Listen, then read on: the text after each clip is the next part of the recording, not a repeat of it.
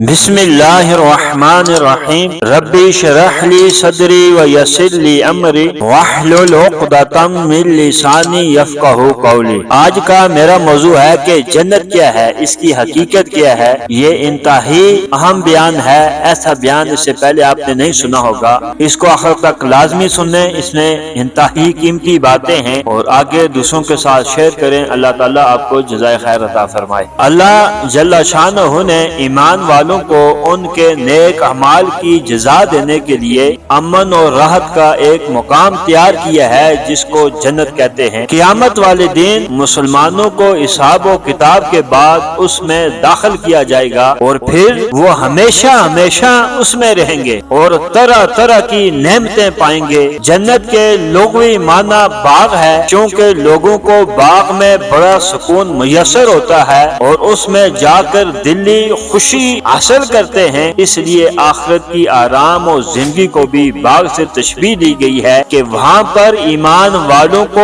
بڑی خوشی نصیب ہوگی اور غم و افسوس کا نام و نشان تک نہیں ہوگا۔ جنت میں ایمان والوں کو جو نعمتیں حاصل ہوں گی ان کو آج تک نہ کسی آنکھ نے دیکھا ہے اور نہ کسی کان نے سنا ہے اور نہ ہی کسی کے دل میں اس کا خیال تک گزرا ہے۔ جنت ایک ایسی پیاری جگہ کا نام ہے جس کی چوڑائی آسمانوں اور زمینوں کے برابر ہے اور لمبائی اتنی ہے کہ اس کے اندر 100 درجے ہیں اور ہر درجے میں اتنی وسعت ہے کہ اگر تمام جہان والوں کو ایک درجے میں جمع کر دیا جائے تو پھر بھی اس میں جگہ باقی رہے گی۔ جامع ترمذی کی ہے۔ تو جنت میں طرح طرح کے ہیرے جواہرات کے عظیم و شان محل ہوں گے اور وہ ایسے صاف و شفاف ہیں کہ ان کے اندر کا حصہ باہر سے اور باہر کا حصہ اندر سے دکھائی دے گا۔ ان محلات کی دیواریں سونے چاندی کی اینٹوں سے اور مشک کے گھارے سے بنی ہوئی ہیں، اس کی زمین زعفران کی اور کنکریوں کی جگہ موتیوں اور یاقوت ہیں۔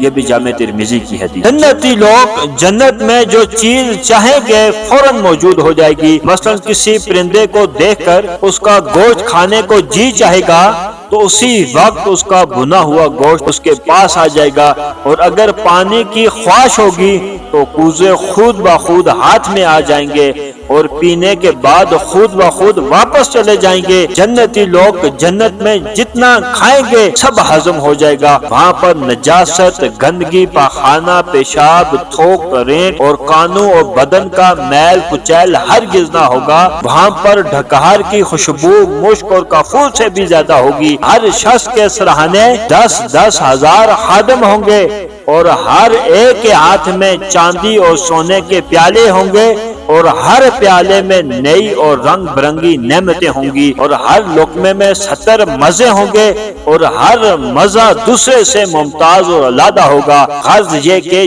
جنت ایک اعلیٰ ترین مقام ہے، وہاں پر انہیں رب کا دیدار نصیب ہوگا۔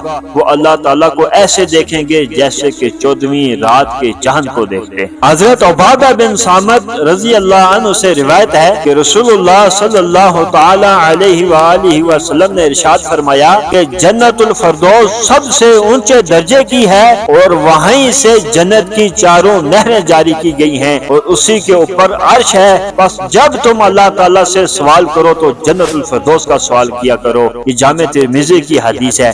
تو اس حدیث پاک سے معلوم ہوا کہ ویسے تو جنت ساری کی ساری ہی بہترین جگہ ہے، لیکن جنت کے اندر سب سے اعلیٰ مقام، سب سے اعلیٰ درجہ جنت الفردوس ہے اور جنت کی 4 نہریں وہیں سے نکلتی ہیں۔ وہ 4 نہریں کون سی ہیں؟ اس کے متعلق حضور علیہ الصلوۃ والسلام نے ایک اور حدیث پاک میں ارشاد فرمایا، جنت میں ایک نہر پانی کی ہے، ایک شہد کی ہے، ایک دودھ کی ہے اور ایک شراب کی ہے۔ یہ جامع ترمذی کی حدیث ہے اور یہ شراب دنیا جیسی نہیں ہے بلکہ ایسی شراب ہے جس کا نشہ نہیں ہوگا اور لذت بہترین ہوگی اور پینے والے کو خوش کر دے گی۔ حضرت ابو سعید رضی اللہ عنہ سے روایت ہے کہ نبی کریم علیہ الصلوۃ والسلام نے ارشاد فرمایا کہ ادنا درجے کا جنتی وہ ہوگا کہ جس کے پاس 80,000 خادم ہوں گے اور 72 بیویاں ہوں گی۔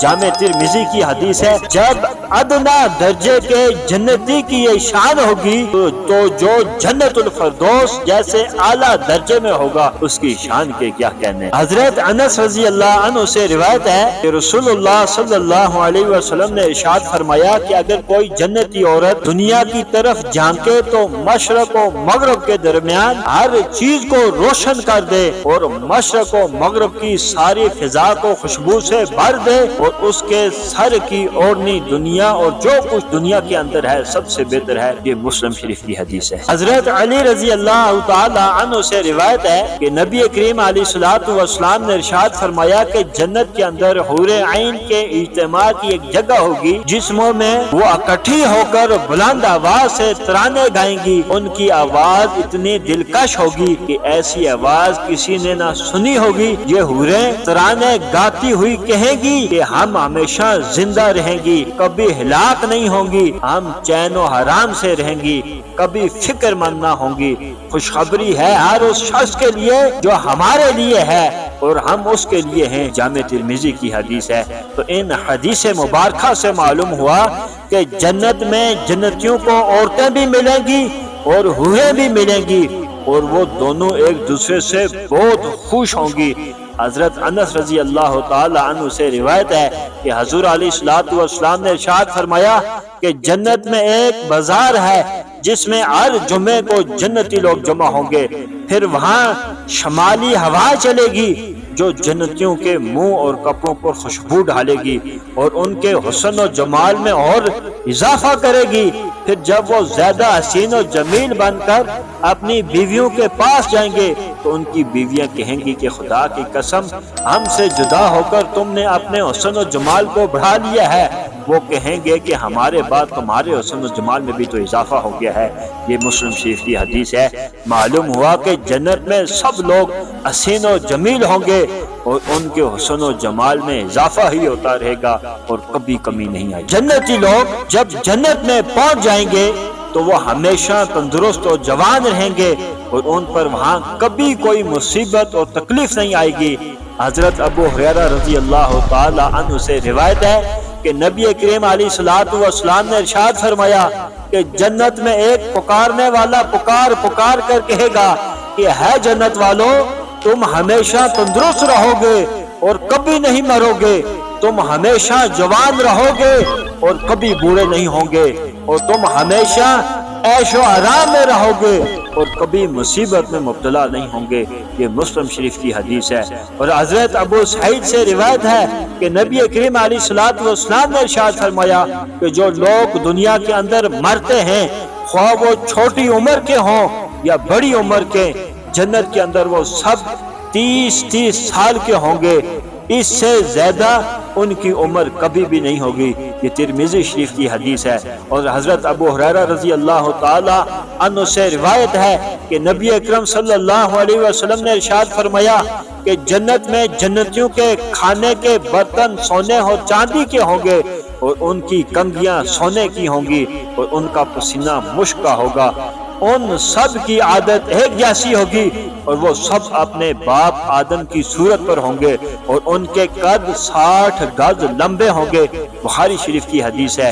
ان تینوں حدیثوں سے معلوم ہوا کہ اہل جنت 30 سال کے جوان اور 60 گز کے لمبے قد والے ہوں گے اور ان کی یہ جوانی ہمیشہ ہمیشہ برقرار رہے گی اور کبھی فنا نہیں ہوگی۔ جنت ایک ایسا خوبصورت مقام ہے کہ جس کی نعمتیں نہایت ہی اعلیٰ درجے کی ہیں۔ اس میں ایسے عالیشان باغات اور درخت ہیں کہ جن کی تفصیل پڑھ کر سن کر انسان حیرت ہو جاتا ہے۔ حضرت ابو ہریرہ رضی اللہ تعالی عنہ سے روایت ہے کہ نبی اکرم صلی اللہ علیہ وسلم نے ارشاد فرمایا کہ جنت میں ایک ایسا درخت ہے کہ اگر سوار اس کے سائے میں 100 برس تک چلتا رہے تب بھی اس درخت کا سایہ ختم نہیں ہوگا۔ یہ بخاری شریف کی حدیث ہے۔ اور اس حدیث پاک سے اندازہ لگائیں کہ کہ جنت میں کیسے کیسے عظیم و شان درخت ہیں جو اللہ تعالیٰ نے اہل جنت کے لیے پیدا فرمائے ہیں۔ اس میں کوئی شک نہیں کہ اہل جنت کی ہر خواہش پوری کی جائے گی اور ان پر اللہ تعالیٰ کا خاص فضل اور کرم ہوگا۔ چنانچہ حضرت ابو ہریرہ رضی اللہ تعالیٰ عنہ بیان کرتے ہیں کہ ایک مرتبہ حضور علیہ الصلوۃ والسلام کے پاس ایک دیہاتی شخص بیٹھا ہوا تھا اور آپ بیان فرما رہے تھے کہ ایک شخص جنت میں اپنے رب سے کھیتی کرنے کی اجازت طلب کرے گا تو اللہ تعالیٰ فرمائے گا کہ جس حالت میں تو اس وقت ہے کیا یہ تیرے لیے کافی نہیں ہے؟ جس چیز کو تو چاہتا ہے وہ تجھے فوراً مل جاتی ہے، کیا یہ تیرے لیے کافی نہیں؟ وہ کہے گا ہاں مولا یہ تیرا کرم ہے، لیکن میں زراعت یعنی کھیتی باڑی کو پسند کرتا ہوں۔ چنانچہ اللہ تعالیٰ کی طرف سے اجازت ملنے پر وہ زمین میں بیج ڈالے گا اور پلک جھپکتے ہی سبزہ آ جائے گا اور فوراً کھیت تیار ہو جائے گا اور کٹ بھی جائے گا اور پہاڑوں کے برابر جو ہے وہ ڈھیر لگ جائیں گے۔ تو اللہ تعالیٰ فرمائے گا کہ ہے آدم کے بیٹے لے تیری خواہش پوری ہو گئی، تیری حص کا پیٹ کوئی چیز نہیں بھر سکتی۔ تو نبی اکرم صلی اللہ علیہ وسلم کا یہ ارشاد پاک سن کر اس دیہاتی نے جو آپ کے قریب بیٹھا تھا عرض کی کہ خدا کی قسم وہ شخص قریشی ہوگا یا انصاری ہوگا، کیونکہ یہی زراعت پیشہ ہیں، ہمارا پیشہ زراعت نہیں ہے۔ اس دیہاتی کی یہ بات سن کر رسول اللہ صلی اللہ علیہ وسلم ہنس پڑے۔ یہ بخاری شریف کی حدیث ہے۔ تو اس حدیث پاک سے اندازہ لگائیں کہ اللہ تعالیٰ جنتیوں سے کس قدر خوش ہوگا اور ان کی کیسی خواہشوں کو پورا فرمائے گا اور ان سے کتنا راضی ہوگا۔ ایک حدیث پاک میں حضور سید الانبیاء صلی اللہ علیہ وسلم نے ارشاد فرمایا کہ جب مومن دوزخ سے چھٹکارا پائیں گے تو انہیں جنت اور دوزخ کے درمیان ایک پل پر روک لیا جائے گا، پھر انہیں ایک دوسرے سے ان مظالم کا جو انہوں نے دنیا میں ایک دوسرے پر کیے ہوں گے بدلہ دیا جائے گا، جہاں تک کہ جب وہ گناہوں سے پاک اور صاف ہو جائیں گے تو پھر انہیں جنت میں داخل ہونے کی اجازت مل جائے گی۔ بس مجھے اس ذات پاک کی قسم جس کے قبضے قدرت میں میری جان ہے کہ تم میں سے ہر شخص اپنے دنیا والے گھر کی بنسبت جنت والے گھر کے راستے کو زیادہ جانتا ہوگا۔ یہ بخاری شریف کی ہے۔ تو اس سے معلوم ہوا کہ حقوق العباد کی اسلام میں بڑی اہمیت ہے اور ایک دوسرے کے ساتھ کی ہوئی زیادتی کا بدلہ دلانے کے بعد ہی مسلمان کو جنت میں داخلہ دیا جائے گا۔ اس لیے اس دنیا کے اندر حقوق العباد کا خیال کرو۔ اگر تم کسی کے ساتھ جو کچھ کرتے ہو اس کا بدلہ پہلے چکھو گے تو پھر جنت میں جاؤ گے۔ اس لیے اگر کسی کا کوئی حقوق مارے ہیں، حقوق غصب کیے ہیں تو تم بھی جہنم میں جاؤ گے۔ جب جنتی لوگ جنت میں پہنچ جائیں گے تو ان کو جہاں اور بہت سی نعمتیں میسر ہوگی، وہاں سب سے بڑی نعمت یہ حاصل ہوگی ان کو ہمیشہ اللہ کی رضا حاصل رہے گی اور اللہ کی رضا اور خوشنودی کے ساتھ انہیں رب کا دیدار نصیب ہوگا۔ چنانچہ ایک حدیث پاک میں رسول اللہ نے ارشاد فرمایا کہ جب جنتی لوگ جنت میں پہنچ جائیں گے تو اللہ تعالیٰ ان سے فرمائے گا کہ کیا تم چاہتے ہو کہ میں تمہیں کچھ اور دوں؟ وہ عرض کریں گے ہے اللہ کیا تو نے ہمارے چہرے روشن نہیں کیے؟ کیا تو نے ہمیں جنت میں داخل نہیں فرمایا؟ اور کیا تو نے ہمیں جہنم سے نجات نہیں دی؟ تو حضور نے ارشاد فرمایا کہ پس اس وقت پردہ اٹھا دیا جائے گا اور اہل جنت اللہ کو دیکھیں گے، پس اہل جنت کو کوئی چیز دیدار الہی سے زیادہ محبوب نہیں ہوگی۔ مسلم شریف کی حدیث ہے۔ اور حضرت جابر رضی اللہ تعالیٰ عنہ سے روایت ہے کہ نبی کریم علیہ الصلوۃ والسلام نے ارشاد فرمایا کہ جب جنتی لوگ جنت میں آرام میں مشغول ہوں گے تو اچانک ایک بڑی تیز روشنی آئے گی، وہ اپنے سروں کو اٹھا کر اس روشنی کو دیکھیں گے تو اپنے رب کو اپنے اوپر جلوہ گر پائیں گے۔ اللہ تعالیٰ فرمائے گا ہے اہل جنت تم کو سلامتی ہو، اور یہی معنی ہے اللہ تعالیٰ کے اس فرمان کے سلام قول من رب الرحیم کہ اس کے بعد اللہ تعالیٰ جنتیوں کی طرف دیکھے گا اور جنتی اللہ کی طرف دیکھیں گے۔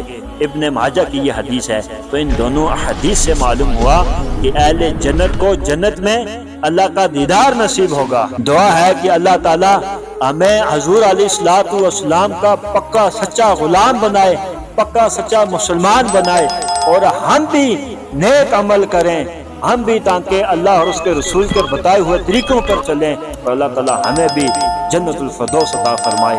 وما علینا الا